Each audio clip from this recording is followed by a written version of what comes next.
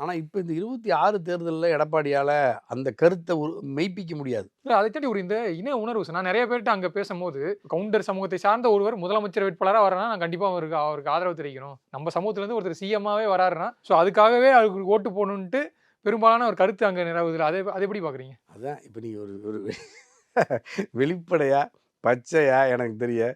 ஒரு மேற்கு மண்டலத்தில என்ன டாக் இருக்குதுங்கிறத ஐபிசில எங்க பிரபு தான் இல்ல கேட்டீங்க. அது நானும் அந்த உண்மதான். பகுதியை சேர்ந்தவனால அதான் நான் அந்த கேட்கிறேன். பகுதியை சேர்ந்தவங்க அது உண்மைய கேட்டீங்க. அது 100 விழுக்காடு நீங்க சொன்னதுல நான் எந்த மாறுபட்டு இல்ல. அது உங்க கவனத்துக்கு வந்ததைப் போலவே என் கவனத்துக்கும் வருது. எனக்கு நெருக்கமான இருக்கிறவங்களும் வர்றாங்க. நான் அவங்கள்ட்ட கேட்டேன். அவங்கள்ட்ட இத கேட்டு இப்ப நீங்க கேட்ட கேள்விய சொன்னேன். அதாவது நீங்க இந்த கொங்கு வேளாள கவுண்டர்கள் இவர் நம்ம சமூகத்தை சேர்ந்தவர், நம்முடைய சமூகத்தை சேர்ந்தவர், அவர் முதலமைச்சரா வரணும்னு வாக்களிக்கணும்னு நீங்க சொல்றீங்க. வேற ஏதாவது ஒரு சமுதாயத்தை சார்ந்தவராவது எடப்பாடி முதலமைச்சரா வர வேண்டும் என்று சொன்னாரான்னு கேட்டேன். இதுவரைக்கும் எந்த கொங்கு வேளாள கவுண்டர்களும் வாயே திறக்கல. அத நான் இப்ப முதல்ல ஐபிசில தான் சொல்றேன்.